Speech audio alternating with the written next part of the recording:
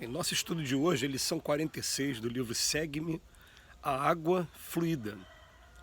E qualquer que tiver dado, só que seja um copo d'água fria, por ser meu discípulo, em verdade vos digo que de modo algum perderá o seu galardão. Palavras de Jesus no Evangelho de Mateus, capítulo 10, versículo 42.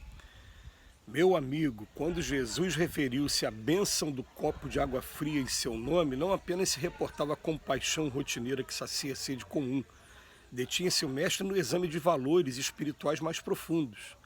A água é dos copos o mais simples e receptivo da terra. É como que a base pura em que a medicação do céu pode ser impressa através de recursos substanciais de assistência ao corpo e à alma, embora em processo invisível aos olhos mortais. A prece intercessória e o pensamento de bondade representam irradiações de nossas melhores energias. A criatura que ora ou medita exterioriza poderes, emanações e fluidos que, por enquanto, escapam à análise da inteligência vulgar. E a linfa potável recebe a influência de modo claro, condensando linhas de força magnética e princípios elétricos que aliviam e sustentam, ajudam e curam. A fonte que procede do coração da terra e a rogativa que flui no imo da alma, quando se une na difusão do bem, operam milagres. O espírito que se eleva na direção do céu é a antena viva, captando potências de natureza superior, podendo distribuí-las em benefício de todos os que lhe seguem a marcha. Ninguém existe órfão de semelhante amparo. Para auxiliar a outrem e a si mesmo, bastam a boa vontade e a confiança positiva. Reconheçamos, pois, que o mestre, quando se referiu à água simples doada em nome de sua memória, reportava-se ao valor real da providência em benefício da carne e do espírito, que sempre que estacione através de zonas enfermiças. Se desejas, portanto, o concurso dos amigos espirituais na solução de tuas necessidades fisiológicas ou dos problemas de saúde e equilíbrio dos companheiros, coloca o teu recipiente de água cristalina à frente de tuas orações, espera e confia. O orvalho do plano divino magnetizará o líquido com raios de amor em forma de bênção e estarás, então, consagrando o sublime ensinamento do copo de água pura abençoado nos céus. Gente, que lição interessante escrita hoje por Emmanuel para a gente, para a nossa reflexão. Que é o seguinte, vamos pensar junto comigo aqui. Existe hoje no YouTube um vídeo que a gente deve escrever assim, propriedades da água sobre os efeitos da oração. Tá? Você vai conseguir achar um vídeo de uma pesquisa que foi feita certa vez, em que pegou a água, um pouco antes, a água foi observada, né, através de microscópio, através de alguns aparelhos, e depois ela foi submetida a vários processos. Então ela foi submetida ao efeito da oração, ao efeito da música, ao efeito da voz de ditadores. Tem um momento, por exemplo, que se pegou um discurso feito por Adolf Hitler, gravado, quer dizer, discurso que já foi feito lá na década de 30, e botou a água ao lado, né, do Adolf Hitler, para a gente ver a água antes e depois. E a água modifica as suas propriedades, sendo observada depois através do microscópio, parecendo ter cristais. Ficou uma coisa assim até bonita de você ver quando está sob o efeito de uma música suave, quando está sob o efeito de oração, e uma coisa até feia de você ver também, né? Os desenhos muito estranhos quando está sob o efeito da voz nervosa, né, impositiva do Hitler. E aí, a conclusão que se chegou quando se fez essa pesquisa foi de que parece o nosso corpo humano é 70% líquido. Você não imagina qual é o efeito que passa a pessoa que está também sofrendo assim, a influência de uma oração ou que está sofrendo a influência de uma música suave, de alguns momentos para estar entre amigos, entre pessoas queridas, está se sentindo bem. Realmente vai modificando as propriedades também dentro da gente. Isso está sendo dito por Jesus lá no Evangelho de Mateus. Fala, gente, a cada vez que vocês derem um copo d'água em meu nome, o que ele está querendo dizer?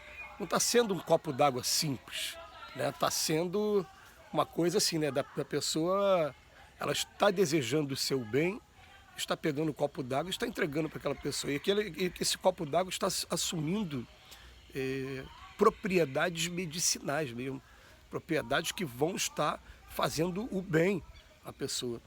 Então, isso é um chamado para a gente, porque hoje a gente, o Emmanuel até fala que a nossa inteligência aqui na Terra ainda não tem condição de compreender como é que esse processo se efetua, né? Mas a gente, quando entra, por exemplo, no trabalho de passe, os espíritos eles falam para a gente assim, vocês não vão conseguir compreender agora, nessa etapa que vocês estão vivendo, não. Mas a gente pede para vocês 3 elementos, que vocês, durante o passe, vocês tenham concentração, tenham fé e tenham amor.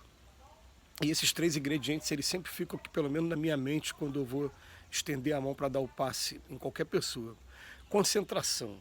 Eu estou concentrado naquilo que estou fazendo e quando eu me concentro mesmo, eu sinto até os fluidos que estão sendo ditos aqui no estudo de hoje, saindo das minhas mãos. Fé. Fé que aquilo ali que está acontecendo vai ser salutar, vai ser para o bem. E o amor, é interessante que às vezes a gente passa por uns dias em que você não está bem, você teve aborrecimento no trabalho, o trânsito foi complicado, aí você chega lá no trabalho da Casa Espírita para trabalhar no passe, ele pede amor. Então a gente usa de alguns recursos, por exemplo. Normalmente, quem é que a gente ama mais? Normalmente está na figura dos filhos. Então eu olho para frente e vejo às vezes um adulto de 2 metros de altura, mas fecho meus olhos, olho a minha filha e o amor que eu tenho pela minha filha me transforma e eu começo a trabalhar daquela maneira ali, que é o que eles recomendam. E aí, é claro, eles pediram para a gente também, para pelo menos estudar os conceitos básicos, conceitos trazidos por André Luiz no livro Nosso Lar, ou melhor, no livro No Mundo Maior. André Luiz, no livro No Mundo Maior, ele fala sobre os 7 campos de força. Dá nome, né? Hoje a gente tem um estudo mais profundo. Aqui, ó. Coronário, frontal, laríngeo, cardíaco, esplênico, gástrico e genésico. Aí tem esses nomes, para que serve cada um? E eles vêm falando para a gente, existe um campo de força no corpo espiritual que a gente não está vendo, que eles também são responsáveis por algumas funções nossas. A gente não vai ter tempo de falar sobre cada um deles. Mas, por exemplo, esse aqui, laríngeo, ele é responsável não só pela fala, como também pela respiração, todo o aparelho respiratório. Aí você vai ver o esplênico, por exemplo, ele é responsável por toda a função circulatória do corpo.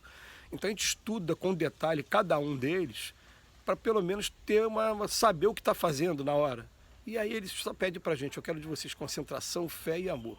Um dia que vocês estiverem aqui do outro lado, a gente vai mostrar para vocês como é que funciona isso muito bem, a gente vê a descrição dos espíritos, parecendo que na hora de sair de nossas mãos fagulhas, sai de nossas mãos essa coisa que ele vem falar aqui, que promove a cura, né? E uma vez Divaldo também ele descreveu como se fossem esses fogos de artifício, mas aqueles que saem só aqueles clarões, centelhas, né? E a gente não está vendo isso. Mas é isso que Jesus está falando com os discípulos, que quando a gente vê, por exemplo, uma pessoa que está muito nervosa, que terminou de passar por uma situação complicada qualquer, e você está penalizado, e você fica, peraí que eu vou pegar um copo d'água para você.